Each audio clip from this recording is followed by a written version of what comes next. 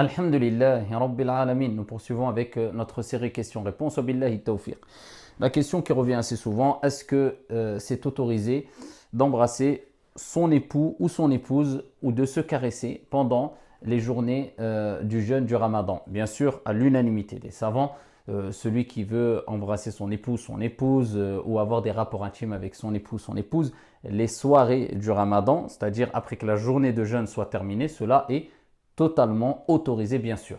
Là, nous parlons pendant la journée de jeûne. Est-ce qu'on se doit obligatoirement de s'abstenir, oui ou non? La première des choses à savoir, c'est que il faut retenir quelques textes. Je vais vous citer simplement deux textes, Inch'Allah Ta'ala, sur lesquels se sont appuyés, entre autres, les savants pour déduire ce que je vais vous citer ensuite, Inch'Allah Ta'ala. Le premier texte, c'est le texte où Aïcha radiyallahu anha wa ardaha nous rapporte elle-même que le messager d'Allah, alayhi salatu wassalam, l'embrasser pendant les journées de jeûne du Ramadan ou pendant les journées de jeûne. Mais par contre, elle nous a rapporté un point important c'était la personne qui se maîtrisait le plus.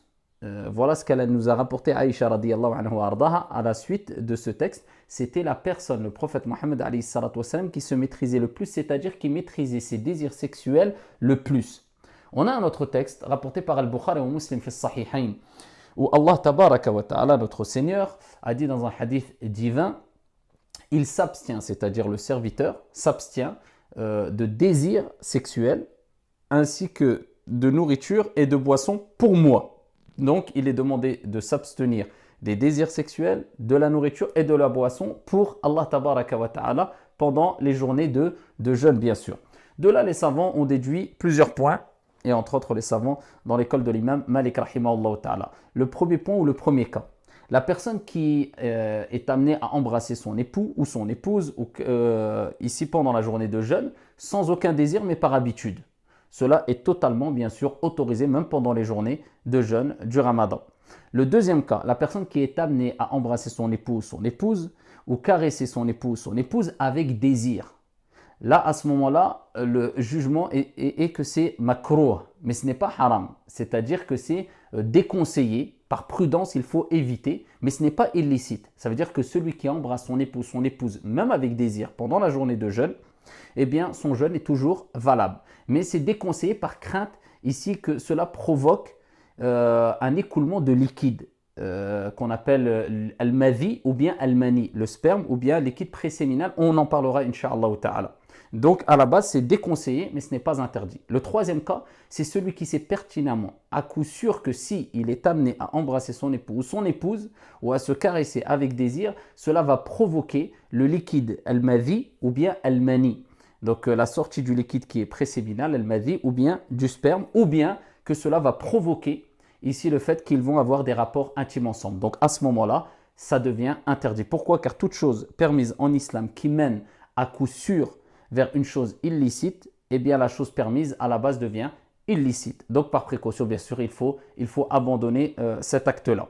Donc par contre, il faut savoir que ici, à l'unanimité des savants, il est interdit d'avoir des rapports avec son épouse pendant les journées de jeûne, et celui qui le fait, eh bien il doit non seulement rattraper cette journée-là, mais en plus de cela, il doit donner une kafara, une expiation. Donc soit jeûner 2 mois consécutifs ou soit nourrir 60 pauvres. Et dans le madhab de l'imam Malik rahimahullah ta'ala, certains savants préfèrent que la personne fasse devancer ici le fait de nourrir 60 pauvres comme expiation en plus de rattraper sa journée de jeûne. Concernant les 2 liquides que je viens de citer, donc pour se repérer, ici il faut savoir qu'il y a ce qu'on appelle al-madhi. Al-madhi, c'est un liquide préséminal qui vient après ce qu'on peut dire aussi un petit désir, d'accord? On l'appelle le petit désir. Donc ici, ce liquide préséminal est blanc et fin.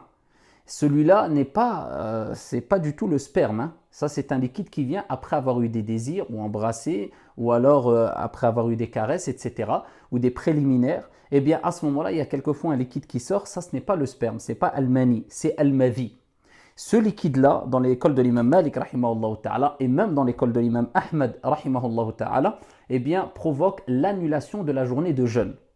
Et il y a un deuxième liquide qui est le sperme. Et le sperme, ici, à l'unanimité, cela provoque ici la nullité du jeûne. Par contre, il faut savoir que cela, que ce soit al-madhi, le premier liquide dont je vous ai parlé, ou bien al-mani, le sperme, provoque l'annulation du jeûne seulement et seulement si on a provoqué la sortie de ce liquide avec des désirs ou autres. Par contre, la personne qui a eu ce liquide alors qu'il n'était pas conscient à travers un rêve, etc., celui-là, il est exempté. Ou la personne qui a une maladie. Il y a des personnes qui ont des maladies. Il y a le liquide qui s'appelle el mavi, préséminal, qui sort souvent.